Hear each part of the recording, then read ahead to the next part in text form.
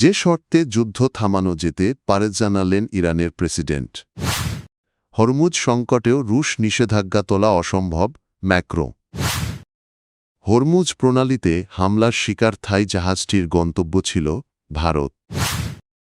যুক্তরাষ্ট্র ইসরায়েলে সরকার পরিবর্তনই শেষ করতে পারে মধ্যপ্রাচ্যের যুদ্ধ। ইরানের প্রেসিডেন্ট মাসুদ পেজেশকিয়ান বলেছেন, অঞ্চল জুড়ে শান্তি বজায় রাখতে ইরান প্রতিশ্রুতিবদ্ধ। তবে যুদ্ধ বন্ধের জন্য ভবিষ্যতে আগ্রাসন ঠেকাতে আন্তর্জাতিক নিশ্চয়তা প্রয়োজন। সামাজিক যোগাযোগ মাধ্যম দেওয়া এক পোস্টে তিনি একথা জানান। পেজেশকিয়ান বলেন, রাশিয়া ও পাকিস্তানের নেতাদের সঙ্গে আলোচনায় তিনি ইরানের অবস্থান স্পষ্ট করেছেন। তার মতে বর্তমান সংঘাতের উস্কানিদাতা হল ইসরায়েলের জায়নিস্ট শাসকগোষ্ঠী এবং ইউনাইটেড স্টেটস। ইরানি প্রেসিডেন্ট আরও বলেন, স্থায়ী সমাধানের জন্য ইরানের বৈধ অধিকারের স্বীকৃতি দিতে হবে এবং যুদ্ধের ক্ষয়ক্ষতির জন্য ক্ষতিপূরণ দিতে হবে। পাশাপাশি ভবিষ্যতে যেন কোনো ধরনের হামলা না হয় সে বিষয়ে শক্তিশালী আন্তর্জাতিক নিশ্চয়তাও নিশ্চিত করতে হবে। এদিকে রাশিয়া ইরানের নেতৃত্বের সঙ্গে যোগাযোগ বজায় রেখে সংঘাত কমাতে কূটনৈতিক উদ্যোগ চালিয়ে যাচ্ছে। তবে তেহরান তাদের শর্তে অনড় থাকায় পরিস্থিতি এখনও জটিল রয়ে গেছে। ফ্রান্সের প্রেসিডেন্ট ইম্যানুয়েল ম্যাক্রন বলেছেন, হরমুজ প্রণালীর সংকট রাশিয়ার ওপর আরোপিত তেল নিষেধাজ্ঞা শিথিল করার কোনো কারণ হতে পারে না। গ্রুপ অফ 7 নেতাদের সঙ্গে এক ভিডিও কনফারেন্স শেষে তিনি এ কথা জানান। ম্যাক্রো বলেন, মধ্যপ্রাচ্যের পরিস্থিতি যেন ইউক্রেন যুদ্ধ নিয়ে বিশ্ব নেতাদের মনোযোগকে কোনোভাবেই দুর্বল না করে। তার মতে রাশিয়ার বিরুদ্ধে পশ্চিমা বিশ্বের যে নিষেধাজ্ঞা রয়েছে তা অপরিবর্তিত রাখা জরুরি। এর আগে ইউক্রেন আক্রমণের জেরে ইউনাইটেড স্টেটস রাশিয়ার তেলের ওপর নিষেধাজ্ঞা আরোপ করে। তবে মধ্যপ্রাচ্যের উত্তেজনার কারণে বিশ্ববাজারে তেলের সরবরাহ স্বাভাবিক রাখতে সাময়িকভাবে কিছু ছাড় দেওয়া হয়েছে বলে জানিয়েছেন মার্কিন ট্রেজারি সেক্রেটারি স্কট বেসেন্ট। ম্যাক্রো আরও বলেন, স্ট্রেট অফ হরমুজে নৌ চলাচলের স্বাধীনতা দ্রুত পুনরুদ্ধার করা প্রয়োজন। হরমুজ প্রণালীতে আক্রান্ত হওয়া একটি কার্গো জাহাজের ঘটনায় উদ্বেগ প্রকাশ করেছে ইন্ডিয়া।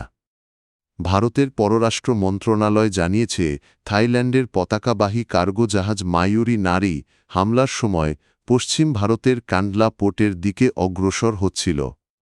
মধ্যপ্রাচ্যে চলমান সংঘাতের মধ্যে বাণিজ্যিক জাহাজকে লক্ষ্যবস্তু করার ঘটনায় তীব্র ক্ষোভ ও উদ্বেগ জানিয়েছে নয়াদিল্লি। ভারত বলেছে, যুদ্ধ পরিস্থিতির মধ্যেও বাণিজ্যিক জাহাজে হামলা কোনোভাবেই গ্রহণযোগ্য নয়। পররাষ্ট্র মন্ত্রণালয় আরও জানায়, আগের কয়েকটি হামলায় ভারতীয় নাগরিকসহ অনেক মানুষ প্রাণ হারিয়েছেন এবং সাম্প্রতিক সময়ে এসব হামলার তীব্রতা আরও বেড়েছে। ভারত জোর দিয়ে বলেছে, আন্তর্জাতিক নৌপথের নিরাপত্তা নিশ্চিত করা এখন অত্যন্ত জরুরি, কারণ এই ধরনের হামলা বৈশ্বিক বাণিজ্য ও অর্থনীতির জন্য বড় হুমকি তৈরি করছে। ঘটনাটি ঘটেছে গুরুত্বপূর্ণ সামুদ্রিক পথ স্ট্রেট অফ হরমুজের কাছে, যেখান দিয়ে বিশ্বের বিপুল পরিমাণ তেল ও পণ্য পরিবহন হয়।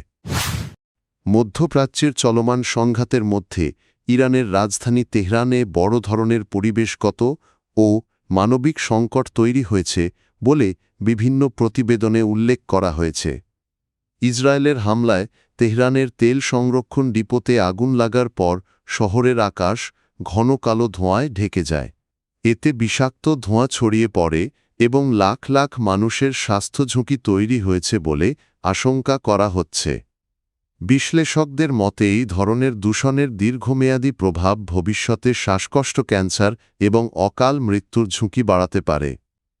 চলমান সংঘাতটি শুরু হয় যুক্তরাষ্ট্রের সামরিক অভিযান অপারেশন এপিক ফিউরির মাধ্যমে, যেখানে ইরানের সর্বোচ্চ নেতা আলী খামেনে নিহত হন বলে বিভিন্ন প্রতিবেদনে বলা হয়েছে।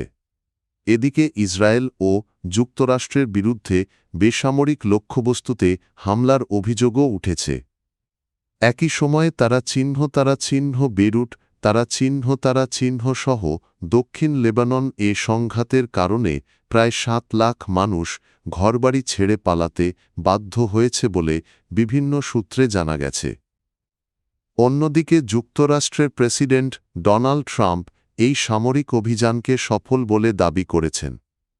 তবে সমালোচকরা বলছেন এই সংঘাত মধ্যপ্রাচ্যের মানবিক সংকটকে আরও গভীর করে তুলছে এবং বেসামরিক জনগণের ওপরের প্রভাব নিয়ে আন্তর্জাতিক উদ্বেগ বাড়ছে।